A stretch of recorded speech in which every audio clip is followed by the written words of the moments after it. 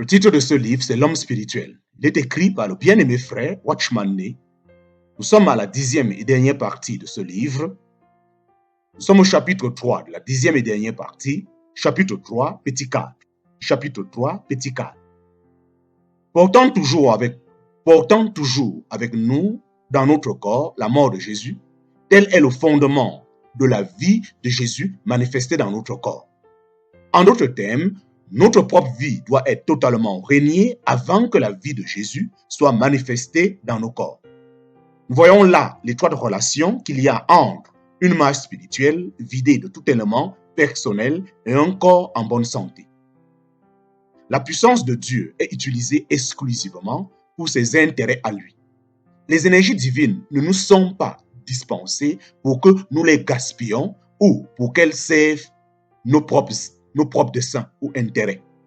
C'est là qu'il faut chercher l'explication de beaucoup de prières inexaucées. Dieu n'est pas disposé à nous accorder sa vie pour que nous menions une existence indépendante. Ne serait-ce pas vivre encore davantage pour nous-mêmes, avec une perte encore plus grande pour l'accomplissement de la volonté de Dieu? Il attend aujourd'hui que ses enfants mettent un point final à leur vie. Mais alors seulement, il pourra leur accorder ce qu'ils cherchent. Que faut-il entendre ici par la mort de Jésus? Il s'agit de cette vie de Jésus qui livre continuellement à la mort ce qui lui est propre. La marche tout entière du Seigneur a été caractérisée par le reniement de lui-même. Jusqu'à son dernier souffle, il n'a jamais rien fait de lui-même. Il a toujours accompli l'œuvre de son Père. Et l'apôtre nous apprend ici qu'en laissant cette mort de Jésus agir ainsi dans son corps, il a vu se manifester aussi la vie de Jésus dans sa chair mortelle.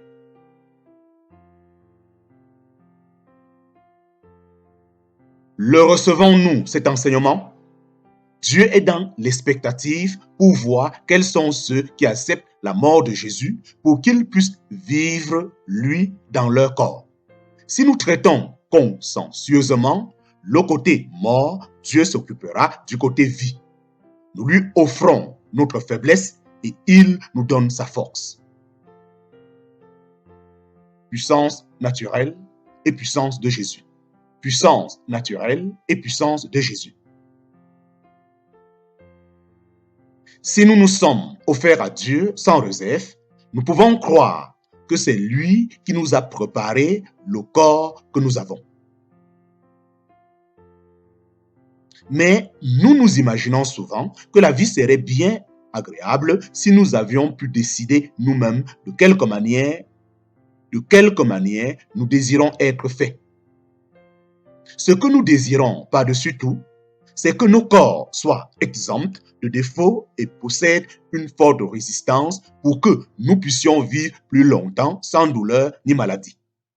Mais Dieu ne nous a pas consultés. Il sait mieux que nous ce qu'il nous faut. Nous ne devions pas juger nos ascendants pour leurs fautes et leurs péchés, ni douter de l'amour et de la sagesse de Dieu. Tout ce qui nous concerne a été décrété avant la fondation du monde. La volonté de Dieu est excellente et il l'a accomplie même dans ce corps de souffrance et de mort. Allons-nous nous comporter en déserteurs de ce corps comme s'il était pour nous un fardeau trop pesant?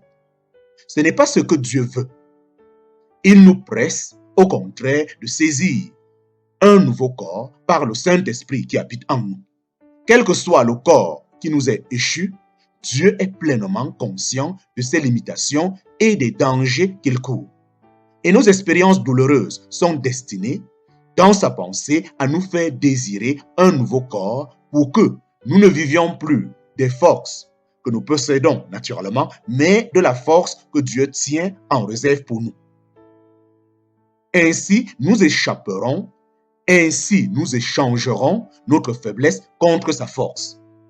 Quand même ce corps n'aura pas été transformé, la vie qui l'animera sera déjà une vie nouvelle.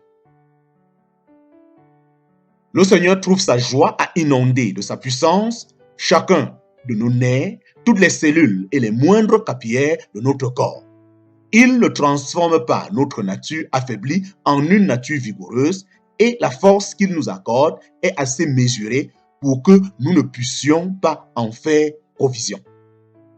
S'il veut aider la vie de notre chair mortelle, c'est pour que nous vivions de lui un moment après l'autre. Oui, Paul, la chair était fréquemment affaiblie. Oui, pour le cas de Paul, la chair était fréquemment affaiblie, mais la force du Seigneur lui était continuellement infusée. Il vivait du Seigneur à tout instant. Par nous-mêmes, nous ne pouvons pas faire face n'importe quand, à n'importe quelle situation, mais en nous confiant en lui continuellement, nous recevons la force nécessaire par moments successifs. C'est ce que signifie cette parole prononcée par Jérémie. Je te donnerai ta vie pour butin dans tous les lieux où tu iras. En parenthèse, Jérémie chapitre 45, verset 5. Comme je vis par le Père, ainsi celui qui me mange vivra par moi. En parenthèse, Jean chapitre 6, verset 57. Il est là tout entier, le secret de cette existence. Si c'est la volonté de Dieu, nous devons donc hardiment prendre cet ennemi, aussi risqué qu'il puisse être considéré par la sagesse humaine. Nous sommes absolument démunis, mais par lui, nous irions de l'avant et nous vaincrons. Plus nous sommes démunis, mieux sa puissance est démontrée.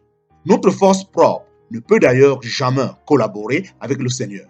Si nous essayons de lui apporter du renfort de notre propre fond, nous ne moissonnerons que défaite et humiliation. Puisque le Seigneur exige une telle confiance en lui, cette procédure ne devrait pas être limitée à nos états de faiblesse. Nous devons aussi l'appliquer à ce qui est fort en nous. Certains chrétiens qui peuvent se targuer d'être physiquement robustes pourraient penser qu'ils n'ont pas besoin de rechercher cette expérience tant qu'ils ne sont pas sur le chemin de la faiblesse. Il y a là une erreur de jugement, car celui qui est fort naturellement a autant besoin de la vie de Dieu que celui qui est faible. Rien de ce qui vient de l'ancienne création ne peut satisfaire Dieu. Si les chrétiens se laissent secrètement instruire par le Seigneur, ils mettraient de côté leur propre force pour accepter celle de Dieu, même si leur corps est vigoureux et ne semble pas avoir besoin de sa vie. Ce n'est pas qu'ils aient à choisir la faiblesse de propos délibérés, c'est plutôt qu'ils doivent mettre en doute la valeur de leurs ressources, comme ils font des réserves au sujet de leur valeur, au sujet de la valeur de leur talent. C'est plutôt qu'ils doivent mettre en doute la valeur de leurs ressources comme ils font des réserves au sujet de la valeur de leur talent. Une telle consécration leur épargnera cette sorte d'infatuation qui se fonde sur les énergies naturelles, défaut qui, malheureusement, n'est pas rare chez les serviteurs de Dieu. Ils auront peur de faire un seul pas sans en avoir reçu l'ordre. Ils agiront comme agissent ceux qui sont faibles, qui n'osent pas faire le moindre mouvement sans être fortifiés par le Seigneur. Ils ne se laisseront pas entraîner au surménage et se garderont de toute dépense d'énergie inconsidérée comme s'ils étaient faibles de nature. Un tel mode de vie exige impérieusement que le moi soit fait prisonnier par le Saint-Esprit, autrement nous perdrons certainement la partie. On voit des gens admirer cette vie de règnement alors qu'ils sont incapables de tenir en bride leur propre énergie. Ils s'attirent pour un temps l'admiration des hommes, mais leur corps finira par s'effondrer. La vie de Dieu refuse de se laisser tenir en laisse par la volonté humaine. Il ne donnera jamais la force nécessaire ni l'accomplissement d'une œuvre qu'il n'a pas ordonnée. Si nous risquons à déployer de l'activité en dehors du domaine de la volonté de Dieu, nous découvrirons que la vie de Dieu se dérobe et que notre corps fragile doit assumer lui-même la tâche à accomplir. pas de présomption si nous voulons vivre de lui. Pas un mouvement tant que nous ne sommes pas assurés d'être dans sa volonté. C'est uniquement sur le chemin de l'obéissance que nous laissons l'expérience de sa vie. Nous donnera-t-il des forces pour nous rebeller contre lui? La bénédiction de cette vie. La bénédiction de cette vie. Si nous recevons pour notre corps la vie du Seigneur Jésus, nous ferons aujourd'hui l'expérience qu'il fortifie nos corps tout comme il développe notre esprit.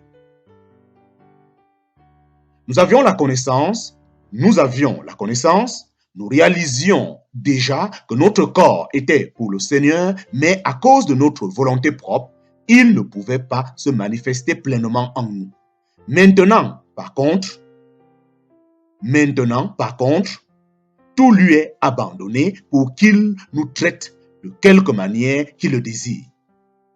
Nous présentons nos corps en sacrifice vivant, c'est pourquoi ni notre vie, ni notre avenir ne sont entre nos mains. Nous comprenons bien maintenant ce qu'il faut entendre par le corps pour le Seigneur. Ce qui nous tracassait auparavant est désormais incapable de nous ébranler. L'ennemi peut nous tenter en prétendant que ce chemin est trop risqué ou que nous ne pensons pas assez à nous-mêmes. N'importe, nous ne sommes plus effrayés comme nous l'avions été naguère. Nous savons une chose, nous appartenons au Seigneur absolument. Il ne peut donc rien nous arriver sans qu'il le sache et qu'il le permette. De quelque côté que nous vienne une attaque, elle n'est pour nous que l'indication d'une intention spéciale de sa part et nous avons l'assurance de son indéfectible protection. Nos corps ne sont plus à nous. Cellules, système nerveux, organes de toutes sortes, tout lui a été remis. Nous ne sommes plus nos propres maîtres, nous ne sommes donc plus responsables de nos corps, qui ne sont plus à nous. Si le temps change brusquement, c'est son affaire.